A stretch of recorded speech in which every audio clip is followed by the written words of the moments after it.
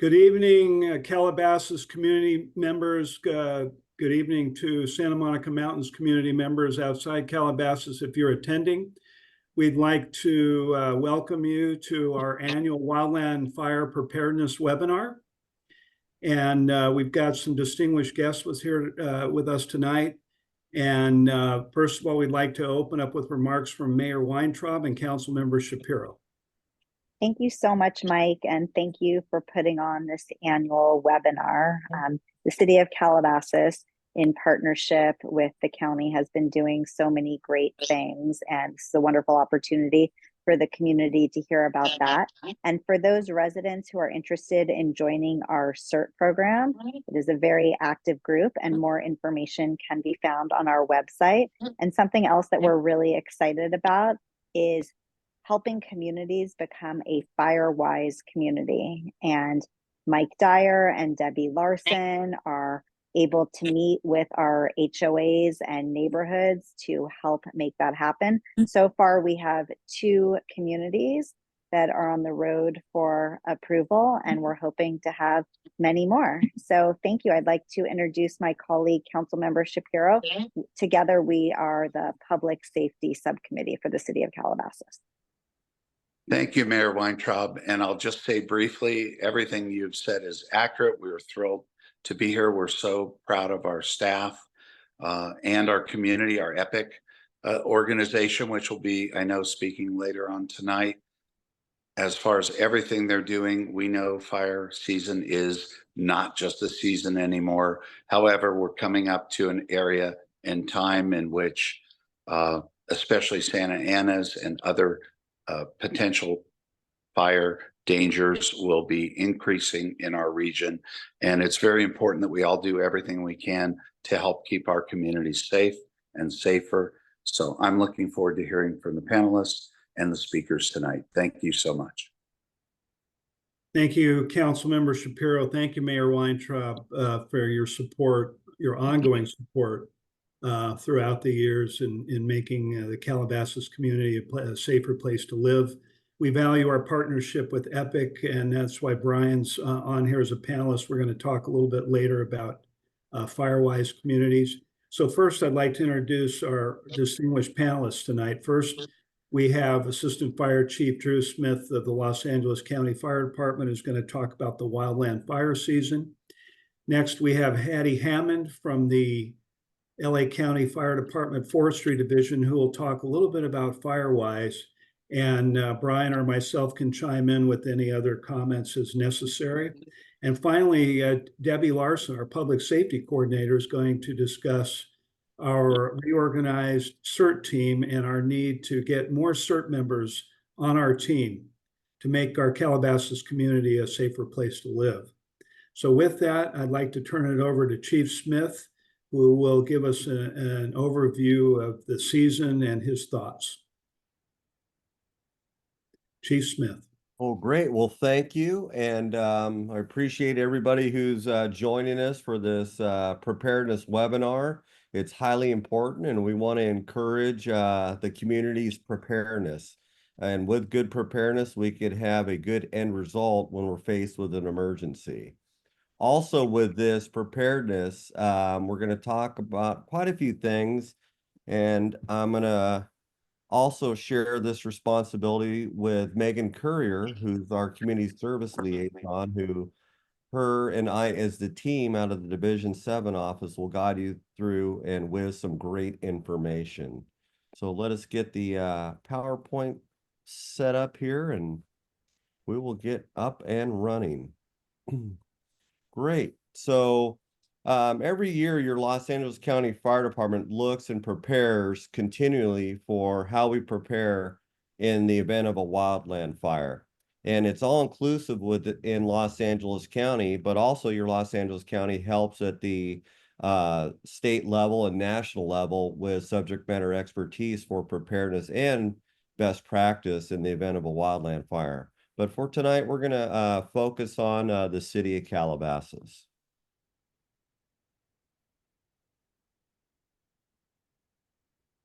So my job is I'm your assistant fire chief, so I run the division. So all the fire stations within the Santa Monica Mountains, within Los Angeles County, direct protection agreement areas is under the command of myself. So your neighborhood fire stations, you have 2 fire stations. However, you have a total of 13 that service the area that we have one large organization, so we're able to move and mobilize resources throughout the area pretty easy. But your 2 hometown fire stations is Fire Station 68 and Fire Station 125. So looking at the predictive services fall and winter outlook, and this is something that we are once again participants in at a local, state, and national level. So with this outlook, we know as we get into our seasonal risk, as Chief Dyer had mentioned, we do have how our Santa Ana winds promote the largest fires across our landscape. So we have a high potential for above normal large fires in September through November in the area, and those are shaded in red, as you can see. And we have a chance of normal to large fires across the South Coast for December due to likely drier than normal rain for this season. And that's contributed to us transitioning out of an El Nino and into a La Nina, which is going to what is projected to have a delay in our annual rainfall when we start getting our rain this season. So with that comes that abnormally dry following this wet winter in the spring. And so with this, we have larger total of fuel load than normal due to the last 2 years of 200% of normal rainfall in the area. So with that accumulation of the grass that you see, the very large and robust fuels that we have out there that haven't seen fire frequency in some time contributes to the probability of larger fire growth as we transition into our fall seasons this year.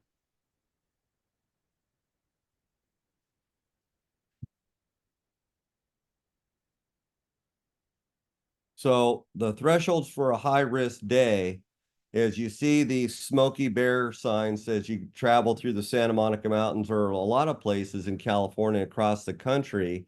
And this is a fire danger rating, so we can look at what is a high risk day.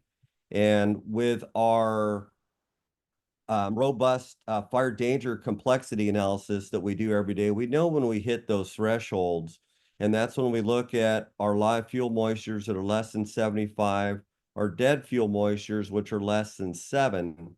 And those dead fuel moistures are those dead organic material that's on in throughout the wildland area that is receiving and giving off moisture. And as we know with Santa Ana winds, that water weight significantly gets dried out, and that can happen in the course of an hour and throughout the day. So as those dry up, the probability of a small ignition can promote an initial attack fire that goes to extended attack.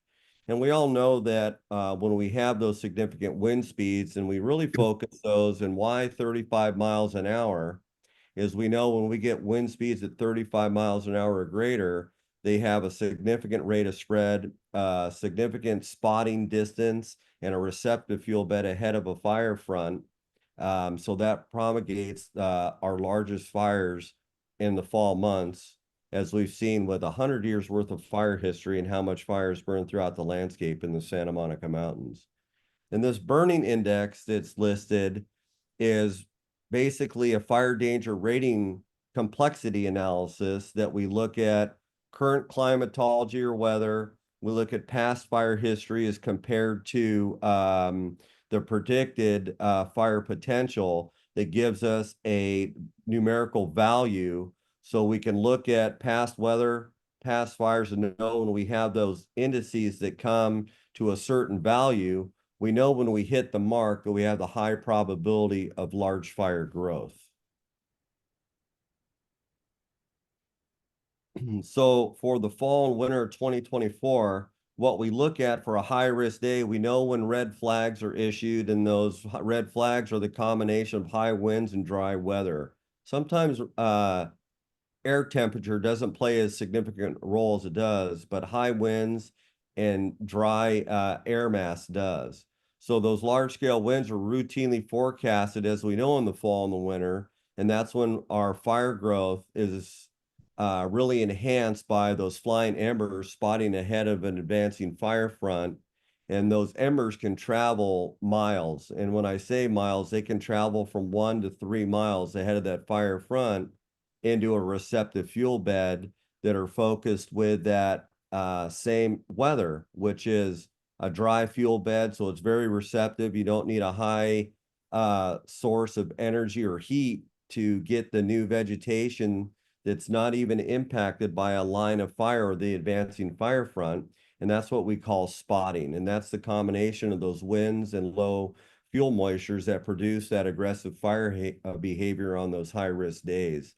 And that advancing fire front has that significant spotting that is in the Santa Monica Mountains through those historic fire corridors. So past fire history has told us through October to December, we do have significant potential of 10,000 acres or greater. And that really is promulgated when we don't have rainfall. So we look at when we get into our rainfall months, we really need 2 inches of or more of rainfall, because what that does is that promulgates new growth in those grass that becomes green, and that significantly dampens that the receptiveness of those fuels because it is significantly wet. So as we know that we live in this area, we know how green it is in the months of February, March, April, May, and June. But as Mother Nature turns off the sprinkler system through seasonal drought, everything turns very brown and dry and is receptive. And then as we transition into December, January, February again, we know that we get that green up in those annual fuels, the grasses, if you will.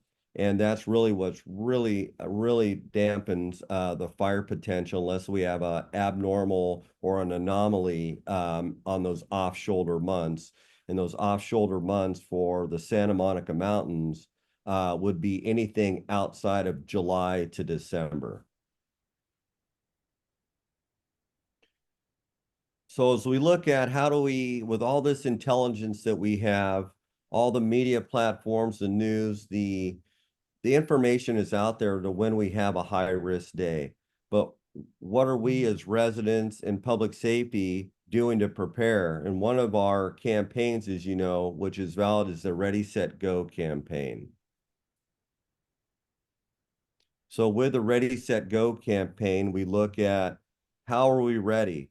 Are we ready because we have a family plan? We know that we have our affairs in order with us navigating our lives. Are we planning ahead in the event of a fire? But one of those that we live in at our homes every day, are we doing our defensible space that lasts year round? And are we doing those good home hardening that can significantly reduce the chances of your home catching fire with those ember resistant qualities in the defensible space, coupling it with hardening your home against those embers in your house. So looking at our defensible space program, there is a lot of great information on what we look for and what defensible space looks like. The information is available. EPIC is going to doing a phenomenal job in being a force multiplier and what that defensible space and the home hardening looks like. And that defensible space is available on our website. You can look at EPIC and what they have available to guide you and have a roadmap of what right looks like around your home. So when we look on home hardening, houses don't really get involved by an advancing fire front. It's done by those ignition vulnerabilities that's listed, and that's where you have an accumulation of some type of receptiveness, whether it be leaf litter, stuff in your roofs, on your gutters, dead trees that have fallen, and that ember cast, we're talking around your home with your wicker patio furniture, your floaty noodles that you use in your pool. All that can be a receptive element for these embers that you would on a normal day not even think about. But on those high risk days with that transportation of those embers that can go 1 to 3 miles and then end up and around next to your home is when we see most of the home loss isn't from an advancing fire front. It's from the ember cast that gets in something that's receptive around your home. So the more proactive that we all can be with a home hardening a defensible space, this will significantly improve the chance of your home surviving in a wildfire. Plus, when we're in a structure defense component with our engine companies, we put your firefighters in very dangerous situations. And with that being said, the more aid that you can give us to make your home truly savable, that really aids in our tactical decision making on where we're able to put our engine companies and your firefighters to do that structured defense mission. So on the set component, we've talked about ready, now set, is how prepared are you and your family? Have you thought ahead of what you're going to do in the event of a wildfire? And when we have an evacuation component, whether it be a shelter in place, whether it be an order or a warning, all that is based upon time, and that is the set component. How prepared are you in the event of an evacuation need? How set are you to have your family affairs in order that you are prepared ahead of the event? Because it all revolves around time for you to safely get out of an area and not wait to the last minute. So your family emergency plan, there's a lot of basics in here. Know the threats in your area, meaning the road systems. Know, do you have a meeting place if you're separated with your family, with these families, as we all live in, where one of your family members is off to work in another places. You might have children that are at school at another place. And how do you have this out of the area place that you have a family unification point and identifying that? Do you have an out-of-state contact? Do you know your evacuation route? And on evacuation routes, they change continuously. There's never one set evacuation route.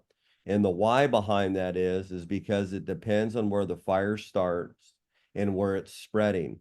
So we have to be very flexible and very coordinated with our law partners, Caltrans, CHP, for an evacuation need, that we can do a traffic flow pattern that we can get people out of an area. And so those routes are going to be fluctuating over the course of time.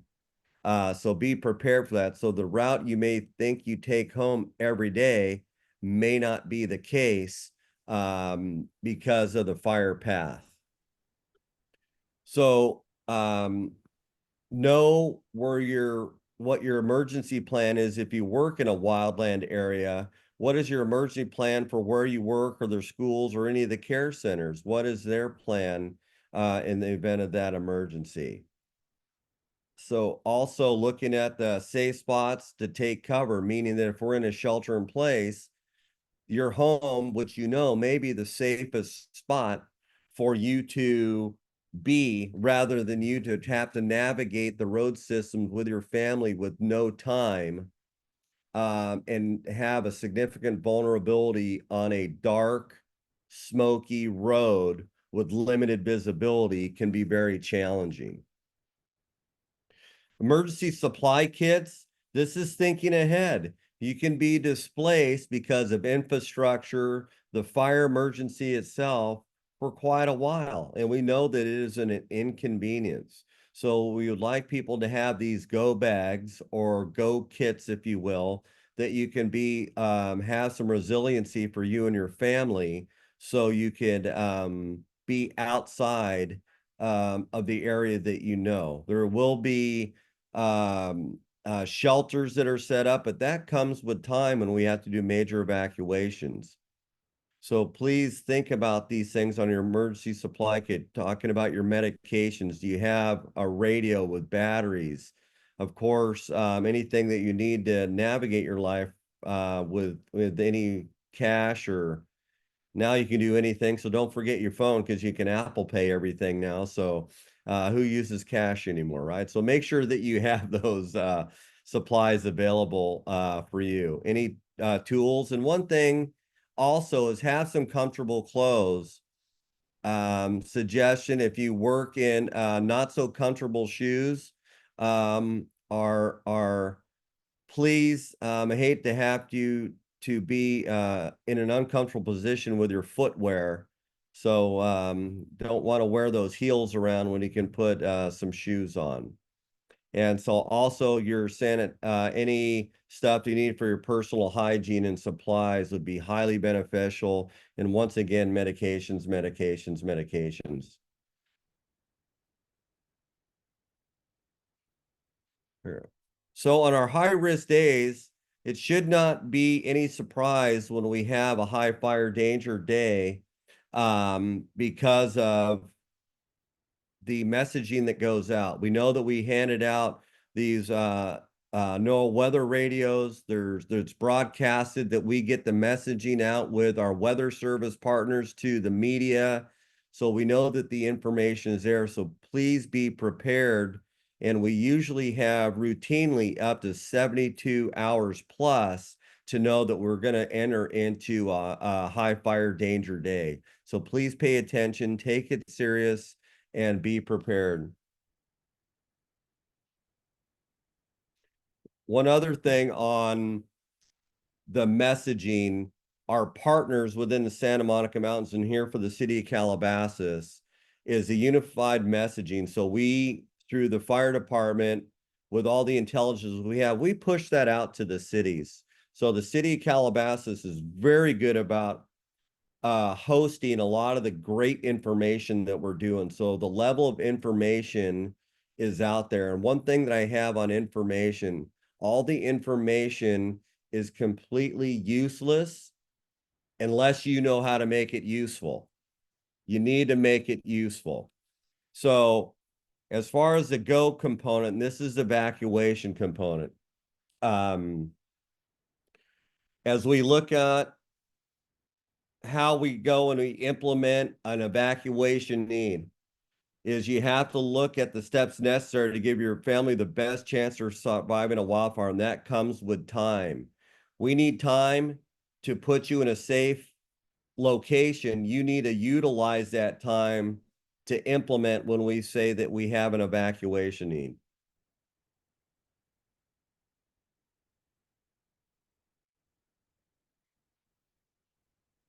So as you know, when we get into this action, when a wildfire hits, we want you to leave early. If you're in a warning, you don't have to stay there in a warning and wait until it's an order.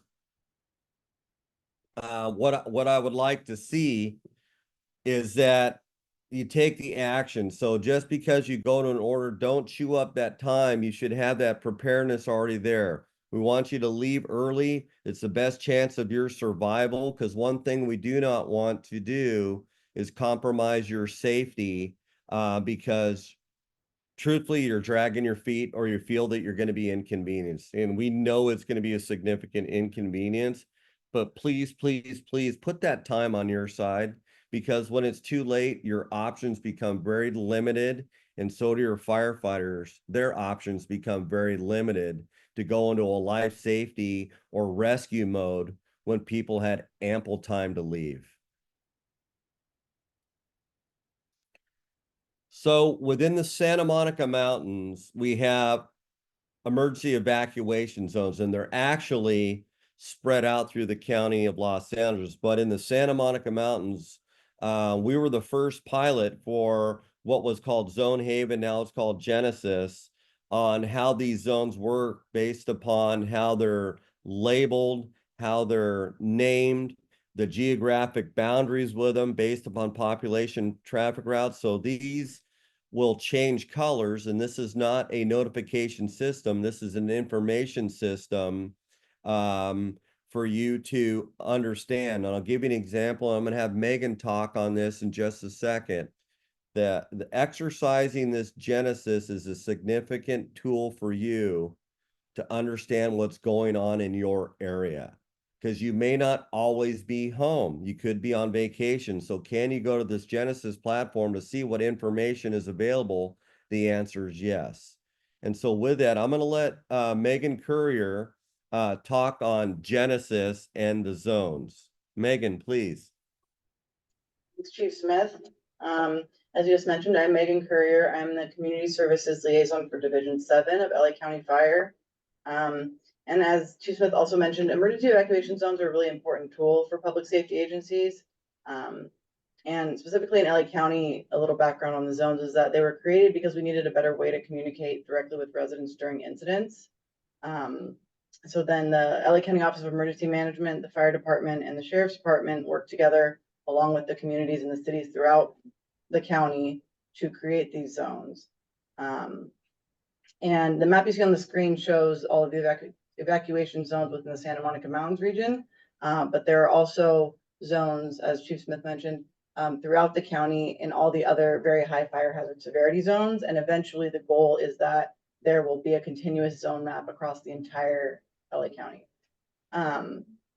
And the zones can be used in a few different ways. They're useful to both public safety agencies and to the community members, because pre-designated evacuation zones allow the fire department and law enforcement to act much more quickly during an incident. So instead of having to create zones from scratch, they can use the pre-designated zones, and it makes things a lot quicker and easier. And on the community side, it benefits residents because they'll be able to see exactly what's happening in real time and know if there's any evacuation status changes in their zone. It basically puts everybody on the same page during evacuation. So this map shows the zones within Calabasas. This was created by the city.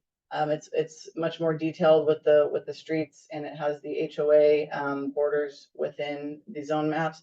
And I believe this can be found on the city website. So this is a good resource for you to have. Okay, and so now the platform itself. So LA County contracted with a company called Genesis, and they host our zone maps on their website. It's called Genesis Protect. And so the zone maps are updated in real time on the website, so residents have the most up-to-date information. Basically, to use it, you would go to the website, protect.genesis.com, and then enter your address into the search bar, and your zone will be highlighted as you see on the screen. CAL C406 is highlighted, and it shows you the status of the zone and any other pertinent information. So on the left, you can see the borders of the zone, community links, weather, all sorts of information about your specific zone. And then once you know what your zone is, you should write it down and put it somewhere where you will remember it. And then bookmark this website so you can go back in the future during an incident and see what is happening within your zone. And then during an incident, public safety agencies, we will on the back end update the status of the zone, and you can just go and check and you'll know exactly what's going on. And then it will also be sent out via an Alert LA notification and through the city of Calabasas's notification system. Another important thing is the app. So there's some different features on the app that are not available on the website. I think the main benefit is that once you download it, you can add zones to your saved locations. And then anytime that zone status is changed, it will send you a push notification on your phone. And you can save multiple different zones. So you can say work, home, your kid's school, and it will let you know as soon as something happens within one of those zones. And there's also a feature where if you let it track your location, if you go into an area that is under an order, it will also send you a push notification.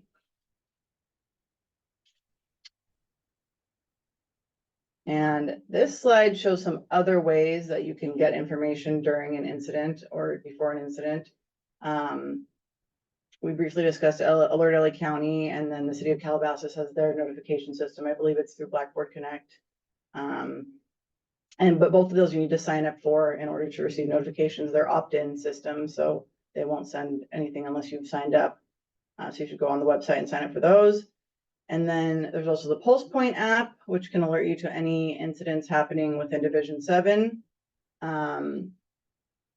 Also, during a major incident, there is a lot of false information that's spread on the internet. So it's good to follow verified sources. So under the follow on social media, these are all like verified PIO accounts for the various agencies. And then it's also important to have a battery operated or hand crank radio so you can listen to AM radio, obviously local media stations, the NOAA weather alert radios, which Chief Smith mentioned. Those are an important tool. And then somewhat new, but very important is lacounty.gov/emergency. And that is the Office of Emergency Management's site that will aggregate all of the emergency information during an incident. So all of the information that's available will be aggregated on that website. So that's an important one to keep bookmarked.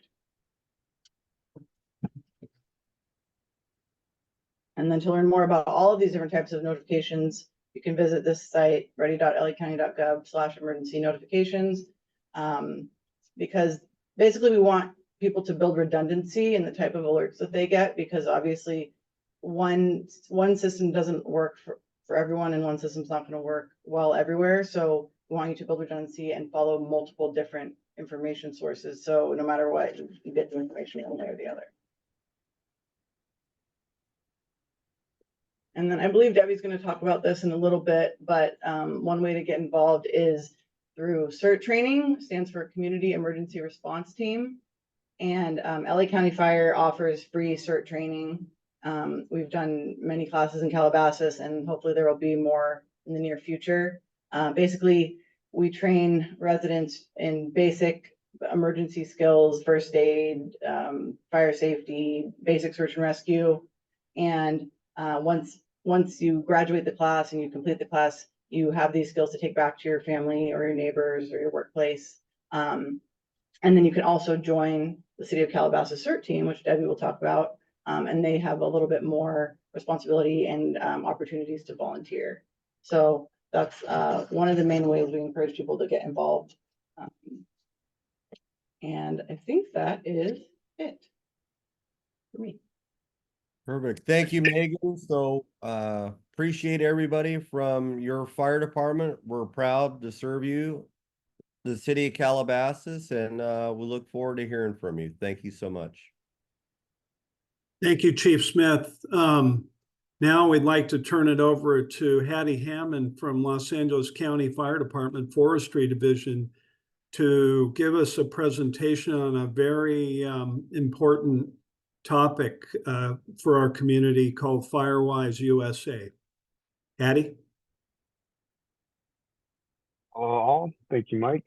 So my name is Haddee Hammoud. I work with the Forestry Division at LA County Fire. I'm in the Fire Plan Unit, and part of our responsibilities is to help the community and fire safe councils and set up FIREWISE communities. So since Chief Smith did a very good job talking about our Ready, Set, Go program, the way that FIREWISE USA relates to that is it falls within the Ready component. That way, when you guys do get set and you go during an evacuation, you have a little bit more peace of mind that your home will hopefully survive that wildfire. So today we're talking about resilience, and FIREWISE communities is a good way to make your entire community more resilient by having better home hardening and defensible space to make your property more safe and survivable from a wildfire. So what is a FIREWISE community? So I'd like to first start with the NFPA is a national program. It's a National Fire Protection Association, and they're the ones that created the FIREWISE Community USA.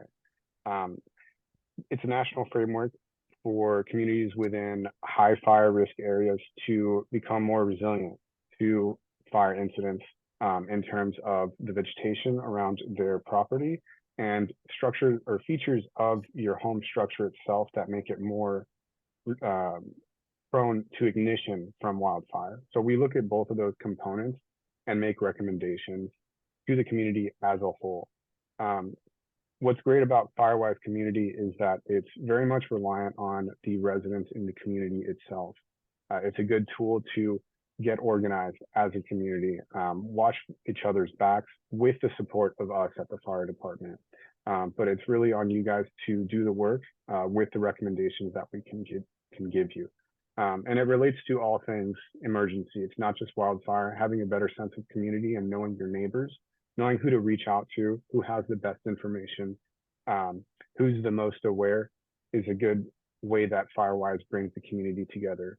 And in the city of Calabasas, you guys are in very good hands.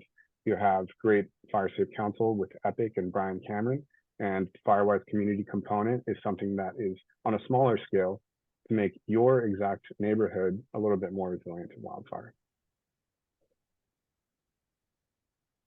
Next slide, please. So the steps to becoming a FIREWISE community, there's about 3 steps. It's pretty straightforward. First, you guys have to get a little bit organized. You know, you need to have I would say a community board, a FIREWISE board to really launch that effort within your community. So we can only do so much on our end of things at the fire department. We are here to support the program and enhance your community resilience, but we do not live in your community. So we do need those board members that are there, the residents, to drive this effort. So we ask for about 3 to 5 people to lead this effort in order to have really good community building and connection in order to get things lifted. We usually look at HOAs first because low-hanging fruit HOAs already have an infrastructure and a way to kind of get the community together, and even sometimes landscaping standards. But it applies to any and all communities. It's just really dependent on the resident leaders of how big they want to make this. There is a size limit, and we don't like to have FIREWISE communities over around 600 homes in the state of California. And you can have, you know, as low as, I believe it's 12 homes. So it's really dependent on what's realistic for your community and your community leaders, because we're looking at as much of a percentage of your community to take the steps that we're recommending to become more resilient to wildfire. So we want to have as high of a participation percentage as possible. So if anyone's familiar already with home hardening assessments, maybe they've had one done by one of the nonprofits local to your area, this is essentially an assessment of a home, but on the community scale. We're getting a general impression, essentially, of where is your community at with its fire resiliency. I usually am looking for, I want to see the least resilient part of the neighborhood, give me an average, and give me the most resilient. That way I can drive through and see the entire community and pinpoint a few homes to really look at all the elements of home hardening and defensible space in order to kind of assess and give a baseline. Now, what FIREWISE isn't is FIREWISE is not, you guys are not doing good enough. FIREWISE is, we're looking at where your baseline is and where are the room for improvements that we can do together. So it starts with organizing and then coming to us and scheduling an assessment.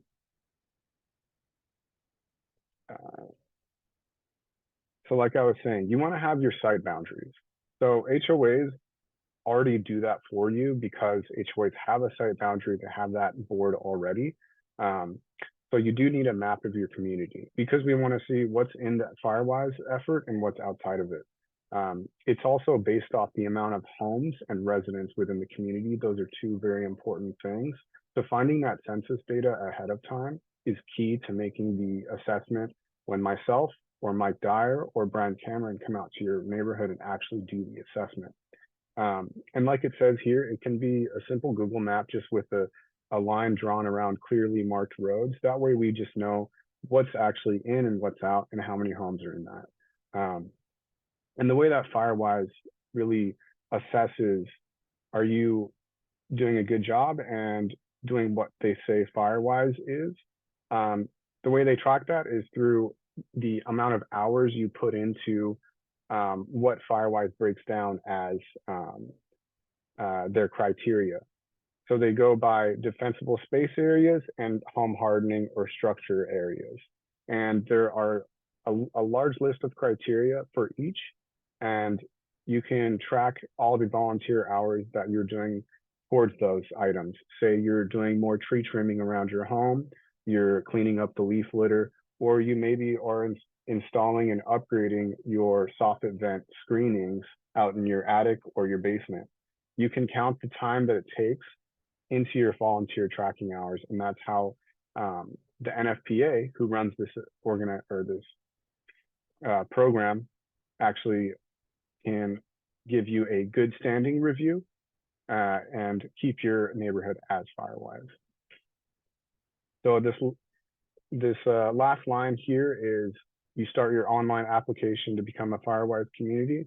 Everything is virtual now, so that's the key component. I would say assign one of your board members to be the one that creates a portal account and a login and manages that. Keep it to 1 or 2 people. That way it's just kind of all set in place and assigned off to somebody. So community risk assessment. So since you guys are in the city of Calabasas, you have multiple options. You have Mike Dyer, the emergency manager. You have Brian Cameron, the Fire Safe Council president.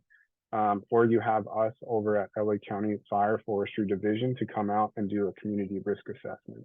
So like I said, this is where we're coming to see those kind of middle of the road, worst off and best off as far as fire resiliency. And we're getting that general impression to give you a baseline and identify those areas that you should really prioritize in improving. It might be, you know, your defensible space area from 30 feet to 100 feet from the structure. Maybe that's what your community is suffering on. Maybe it's 0 to 5 feet of the structure. Maybe your community really likes vines that go over the awnings and pergolas. Unfortunately, we do have to balance aesthetic with practicality out in Southern California, especially with vegetation. And again, this isn't telling anyone not to do something, but we're informing people of how they could do something a little bit better. So the way that you do that is you contact these 2 emails down here, M. Dyer, City of Calabasas, or Brian at Epic FSC. And they will go ahead and coordinate with us at Forestry Division to come out and do that risk assessment. And we ask that at least a couple of the FIREWISE board members be there, because it's also a good education lesson. Because there's only so much I can speak on behalf of this at a virtual presentation. It's really learned by doing. And if the board members know exactly what we're looking at and why we're looking at those things, it's going to be really empowering for them to bring that information to their neighbors and their community to get more buy-in to this.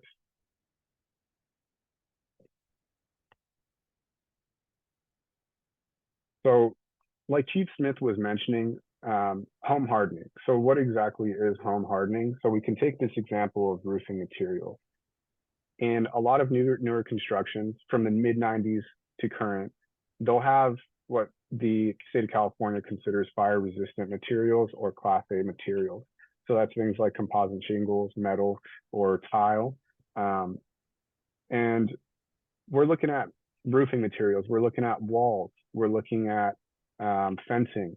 We want to see as least amount of combustible materials attached to the structure of the home as possible. And what we really stress, and it's actually the lowest hanging fruit of the home hardening itself, is soffit vents. So those screens that lead into your attic or your basement because you need airflow, they have a mesh screen, and often they're a 1/4 inch in diameter. And we know through the last 15 years of research that the most common cause of home ignitions and having houses actually get burnt down in wildfires is because embers will get into those attic spaces through those vents, because those screens are a little bit too wide in diameter, and then you cause ember intrusion. And that's really what sets more homes than not on fire, is from the inside out. So we look at that because it's actually a very cheap and easy to do option. It's part of the FIREWISE risk assessment. We're looking at those soffit vent screens. We want to get everything to an 1/8 inch in diameter or finer. So if you can see right here, it actually tells you the exact criterion that NFPA puts their risk assessment by. It's very specific. It goes by percentage. We want to see 50 to 75% of homes have blank Class A material. And maybe that's your general or your baseline is you have 50 to 75%. But after we do the risk assessment, the next step is doing an action plan.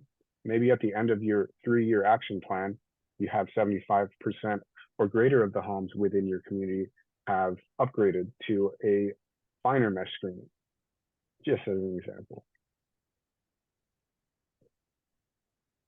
So like I said, the next step after doing your risk assessment is an action plan. Because we're getting the baseline and the risk assessment. And I'm also going to educate you as the resident leaders how to really devise an action plan, you know, based off what we're looking at. How do you plan for the future, and how do you actually execute becoming or boosting your resiliency when it comes to wildfire?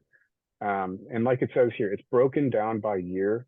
It identifies and prioritizes those things that you should do to make your community more resilient.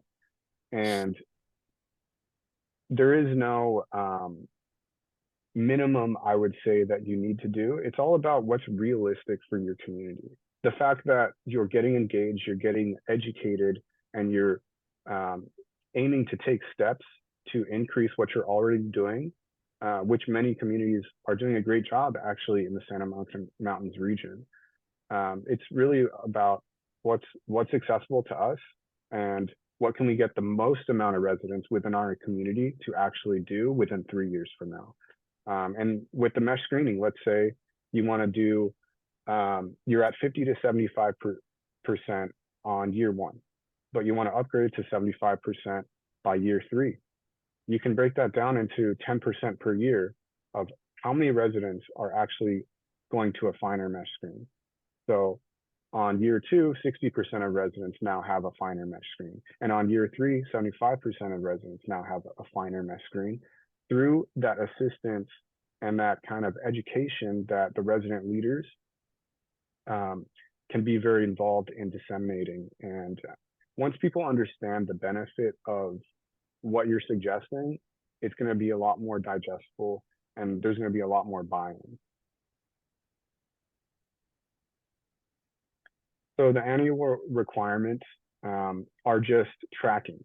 You need to just track that the amount of hours that you guys are putting into your landscaping, and maybe if you are doing some home hardening, how many hours it takes to install new screens into maybe 10 houses. And this is just the ballpark, and it's really just timekeeping, really, because the NFPA, they actually tie a dollar amount to the amount of hours of work, or for 1 hour of work that whatever it may be you're doing. And as you'll see in the portal, when you create a portal and you upload how many houses you have, it'll assign you a minimum amount of work to do for your community. And I'll already tell you, most of the communities in Santa Monica Mountains already exceed that because of the amount of landscaping that needs to be done all the time. So I wouldn't worry too much about that. It may look scary at first, but we're here to help you. It may look scary just because you see an amount of cash that they want per year, but it's really just put in the amount of hours that you worked as a community, which is probably going to be more than 500 hours, depending on the size of your community. And then it'll actually show you how much that you need for that year or you don't need. And as long as you're keeping up that minimum annual requirement, you guys are going to remain FIREWISE. And then every 3 years, you will do a new action plan, right? Because a 3-year action plan is to upgrade our baseline from year 1. So once we've upgraded from our first baseline, let's get a new baseline and make a new action plan and continue our efforts. And I will say there is one other benefit, it's a potential benefit I don't like to tout it too much because it's not guaranteed, but there is a possibility of saving some money with your insurance with FIREWISE. And that's another big thing that gets people interested. From anecdotes, what I've heard locally is anywhere from a 1% discount to a 15% discount. And again, that's not something that we at the fire department can guarantee or do anything for you. That's really up to your insurance rate adjuster, but it is a potential benefit. If you guys have any other questions at the end, I will stick around, and thank you for your time. Thank you, Haddee. I wanted to turn it over to Brian Cameron from EPIC Fire Safe Council for a few comments on FIREWISE, and also recognize the city's partnership with EPIC in this endeavor. Brian, you need to unmute. Unmute too and start my video. Okay, thank you. Yes, the EPIC Fire Emergency Preparedness in Calabasas was created out of the ashes of the Woolsey fire. 3 years ago, 3 of us got together, myself, Norma Citron, and Joanne Suara, and contemplated what we could do to make Calabasas residents safer and the city a better and more resilient place to live. We took into consideration wildfire, also earthquakes and mudslides. And now, 3 years later, we have 15 to 20 very active volunteers. And we have created a number of outreach projections, because one of the things that we discovered right from the beginning was that the issue wasn't education. The issue wasn't a lack of information. The issue was that people didn't care a lot. So the first thing we had to do was break through that apathy barrier. We had to exist as an outreach organization, which is what we're continuing to do. And we're doing that through a couple of different ways. We have EPIC Calabasas, which is a smartphone app, free to download, that contains all of the information you need to prepare for, deal with, and recover from an earthquake, wildfire, or other emergency. We created ECHO, Emergency Communications to Home Occupants, which was commented on earlier. It's a amateur radio-based communication platform that we are creating in partnership with the city, as almost all of the stuff that we're doing is in partnership with the city, that is designed to provide information to individuals at home directly from the Emergency Operations Center. One of the things we're really happy about and excited about right now, though, is that we're working on reimagining, recreating the Community Emergency Response Team program and the FIREWISE Council. FIREWISE Community program. FIREWISE communities are going to be very critical to our long-term existence even. We're going to be providing a lot of the support work for individual, not only HOAs, but also individual communities. Because we know on the west side of the city, there are fewer HOAs and more open areas. And we want to work with them as well. So that's something we're working on. We're doing home hardening. And it really is an important and powerful private-public partnership that we have that are working with the city. And if you have any questions about any of these things, visit our website. It's EPIC.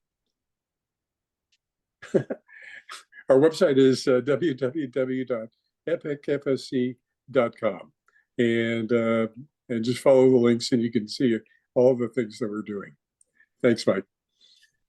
Thank you, Brian. Also, I wanted to point our community members out to a new FIREWISE website called CalabasasFirewise.com. It's got some amazing information on it. And what we intend to do with FIREWISE is to help the communities out there go through this process. Haddee mentioned it. It seems daunting, but it's not. We're going to help with the application process, the risk assessment, the 3-year action plan. And also, we've acquired a records management system that's going to allow the communities to help you keep track of the work you're doing in the future. So it makes the FIREWISE ongoing process much easier. So we look forward to working with everybody out there on FIREWISE. Next, I'd like to turn it over to Debbie Larson, who's going to talk about the Calabasas CERT team. Debbie? Thank you, Mike. I'm Debbie Larson, and I'm the Public Safety Coordinator in the Public Safety and Emergency Preparedness Department for the city. Thank you for attending tonight, and I'm going to be talking about our Calabasas CERT program. And let me share my screen. There we go. What does CERT stand for? It's the Community Emergency Response Team. CERT is a group of volunteers under the direction of the city who have completed CERT training and teaches community members how to effectively respond in the event of a disaster until first responders arrive. And one thing, if you do have questions, you can put them in the Q&A section at the bottom of your screen. Reorganization. We are excited to announce the reorganization of our Calabasas CERT program. We currently have a CERT communications team. The city formalized the program and are looking to expand our team. Your role, how will you be utilized? CERT volunteers may be utilized to maintain and staff emergency caches, help out at our city events, assist with vital EOC Emergency Operations Center functions, and enhance community preparedness. So we want you to come join our team. Please join us on the effort to become a member of Calabasas CERT. We do have 4 board member positions that we are trying to fill. One of them is a secretary and treasurer position. We have planning, outreach, and training. We have somebody who's gonna watch over the cache units. Those are the first aid cache units, and there's 6 around the city. They're located at Gates Canyon, Grape Arbor Park, Deanza Park, Bay Laurel Elementary, Tennyson Swim Center, and Calabasas High School. We already have a communications team, FRS, which is Family Radio Service team. So we're going to build upon the other ones. And over here on the right in yellow, I just put the organization of how the CERT program is going to operate in the city. Basically, it's under the city council, goes to the city manager. The CERT program manager is Michael Dyer, and CERT coordinator is myself. And then we'll have these 4 board members that are in charge of each of these positions. Whoops. We are planning on having a general CERT meeting in the fall of 2024. First, the city will be sending out a questionnaire to determine the number of interested residents. A general meeting will be scheduled following the results of the questionnaire.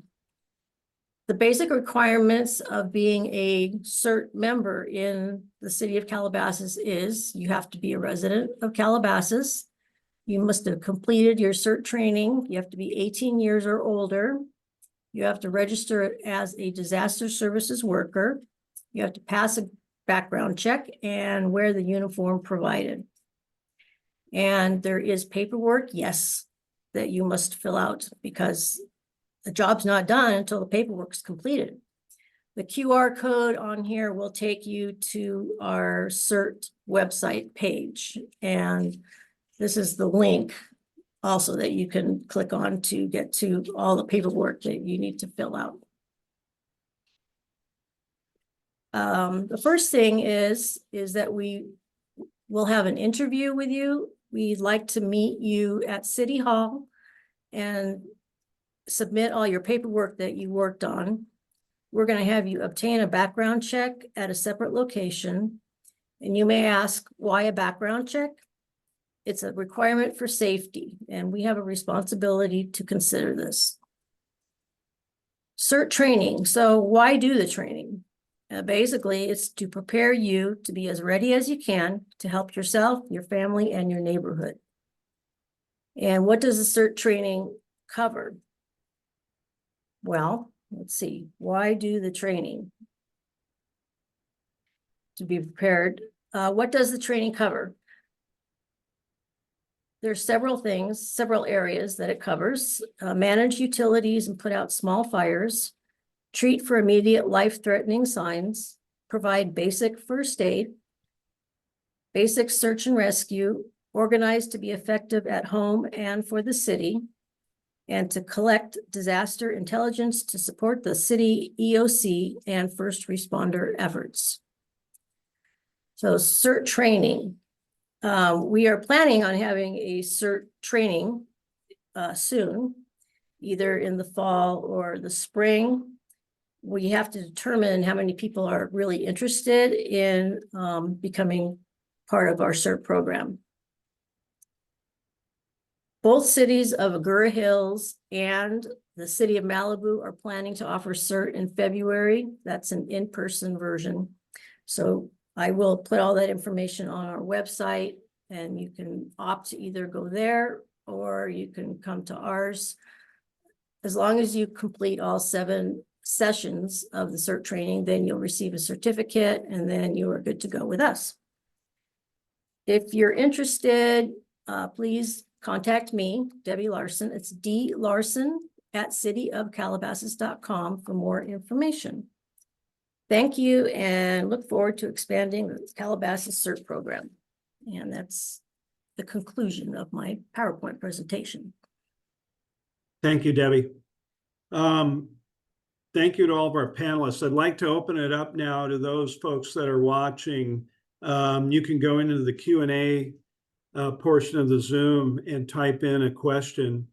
And what I'd like to do, our panelists are still hanging around for any questions. If you have any for any of our panelists, please write a question and I'll read it off and have the panelist answer it. Okay. This is from anonymous attendee. I can't find Blackboard Connect on the city's website. Is it called Final Site now? Debbie? Yes, it is. Blackboard Connect is no longer, and we have moved on to Final Site Protect.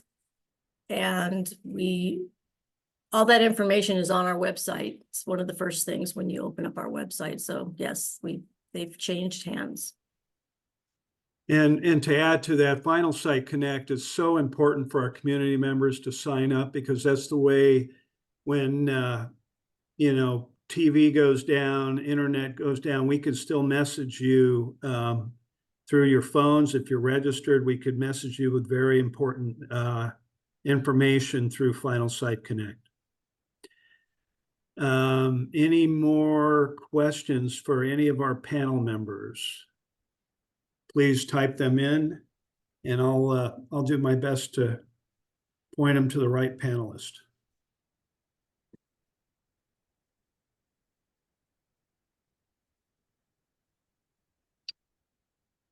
Okay. Oh, here we go.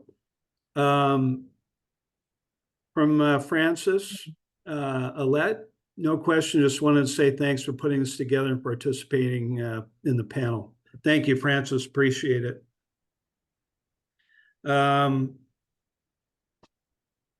Okay, here's a question from an anonymous attendee to Haddee. Does work done by landscapers or gardeners qualify for FIREWISE reporting?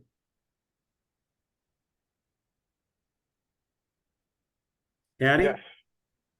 Yes. To answer that question, work done by landscapers does absolutely count. So the one exclusion with FIREWISE is they want you to go above your minimum brush code your local ordinances. So a lot of people do go above that. So all that work that you're doing, maybe in even your HOA common spaces, can absolutely be counted towards those volunteer hours. And that's why I say a lot of the communities in Santa Monica Mountains region are already doing those hours to maintain that minimum requirement. Agree. I've seen a few landscaping invoices and bills when we've been working on FireWise, and they do handle the open space, and they do qualify. Thanks, Haddee. Anybody else have any questions? I'm just giving it a second here to anybody.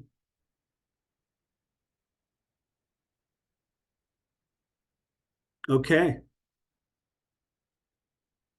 Well, oh, wait, I got one more. Anonymous attendee, why isn't prescribed burn a good idea for Calabasas? That Chief Smith, are you still around? I am still around, sir. Yes, sir.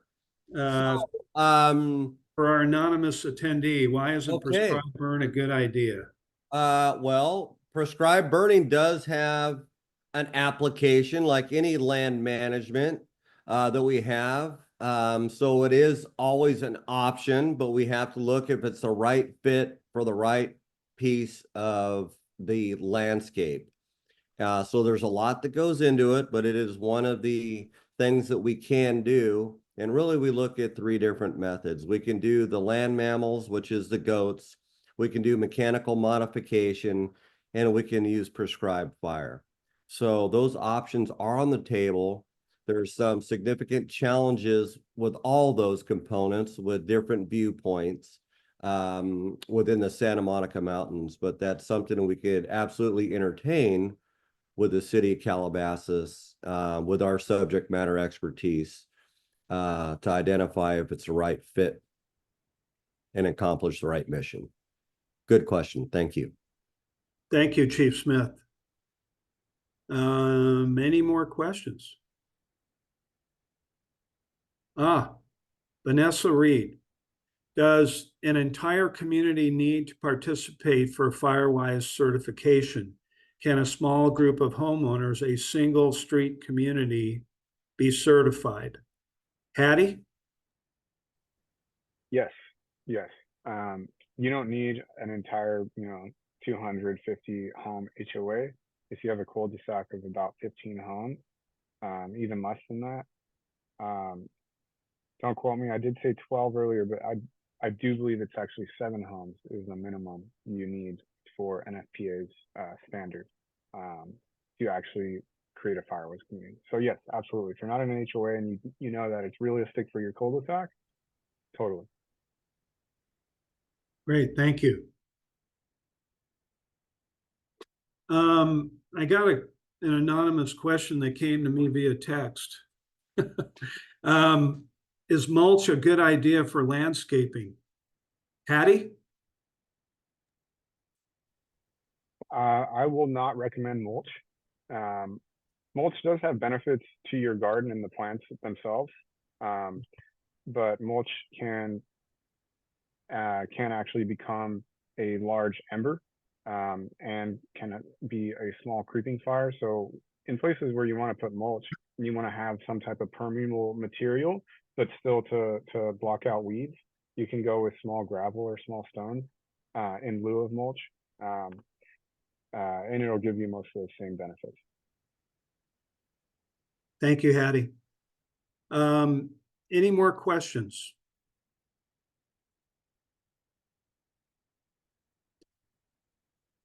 Okay.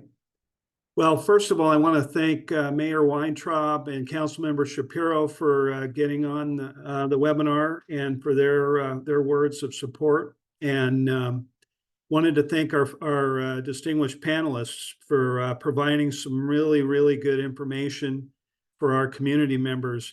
What we plan to do is to record this webinar as being recorded, and it's going to be on Calabasas TV and also on the City of Calabasas YouTube channel. So please let anybody know who didn't get a chance to see it tonight to view it. And from the City of Calabasas, Los Angeles County Fire Department, we'd like to thank you for attending, and be safe this fall. And happy holidays to everybody. Take care. Thank you, everybody. Good night, everybody. Good night. Thank you.